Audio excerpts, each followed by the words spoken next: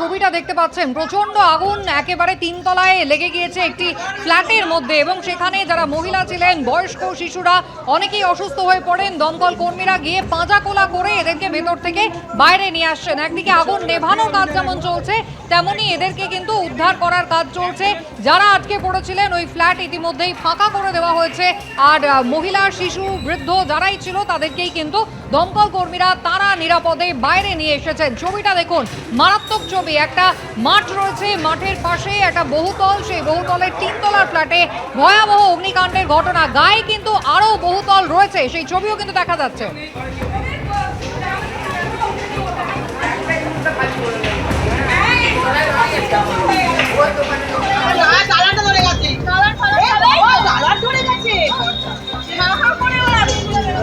ওর উপরটাও লোক আছে।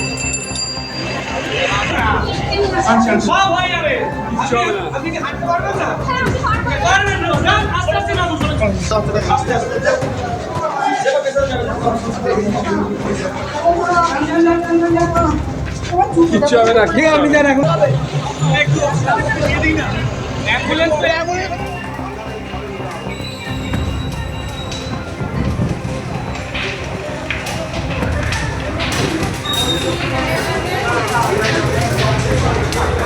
দাউদাউ করে জ্বলছে তিনতলার এই ফ্ল্যাট, এবং যে ছবি আপনারা দেখতে পাচ্ছেন, বহুতলের তিনতলা একেবারে বিধ্বংসী আগুন লাগে।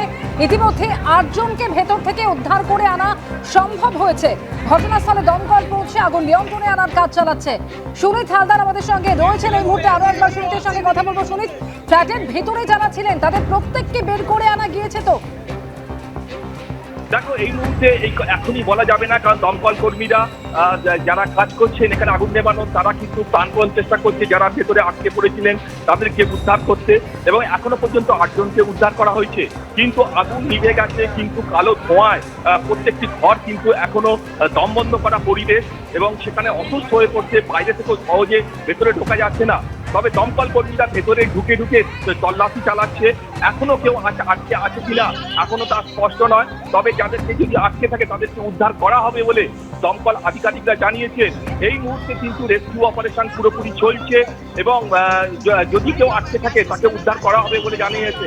এবং যাদেরকে উদ্ধার করা হচ্ছে তাদের সঙ্গে সঙ্গে স্থানীয় হাসপাতালে নিয়ে যাওয়া হচ্ছে বলে জানা গেছে। এবং এই এলাকা দমকল কর্মীদের পাশাপাশি এলাকার যারা স্থানীয় বাসিন্দা তারাও কিন্তু এই পরিস্থিতিতে দমকলের সঙ্গে, দমকল কর্মীদের সঙ্গে কাজে হাত লাগিয়েছে। এবং এই মুহূর্তে যেটা দেখা যাচ্ছে যে আগুন অনেকটা নিয়ন্ত্রণে, আগুন আর ছড়িয়ে পড়ার সম্ভাবনা নেই। তবে যে কারণে যেটা উদ্বেগের বিষয় সেটা হলো কি, এই যে বিষাক্ত গ্যাস এবং এই কালো ধোঁয়া, তার থেকে কেউ অসুস্থ হয়ে ভেতরে আটকে আছে কিনা সেইটা কিন্তু দমকল কর্মীরা খতিয়ে দেখছে। দমকলের পক্ষ থেকে এখনো কিন্তু স্পষ্ট করে কিছু বলা হচ্ছে না। তার কারণ হচ্ছে তার বাড়ির ভেতর যখন আগুন লাগে কতজন আটকে ছিল সেই হিসাবটা জানা নেই, বা কতজন বেরিয়ে আসতে পেরেছে।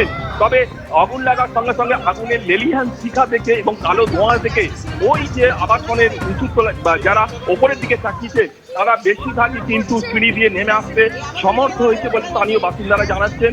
এবং সেখান থেকে তারা দৌড়ে হুড়মুড় করে তারা বেরিয়ে আসে ওই আবাসন থেকে, এবং তারাও কিন্তু এই আগুন নেভানোর কাজে হাত লাগিয়েছিলেন।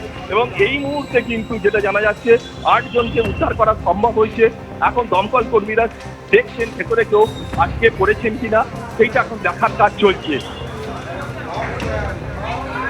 সুনীত, তুমি আমাদের সঙ্গে থাকো। ইতিমধ্যেই দমকল কর্মীরা তারা যেমন উদ্ধার কাজ চালাচ্ছেন, আগুন নেভানোর কাজ চলছে, তারই পাশাপাশি স্থানীয়রা উদ্ধার কাজে কিন্তু তারাও হাত লাগিয়েছেন।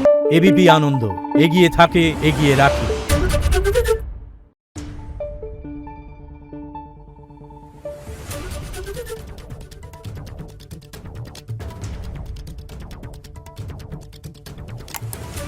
Thank you.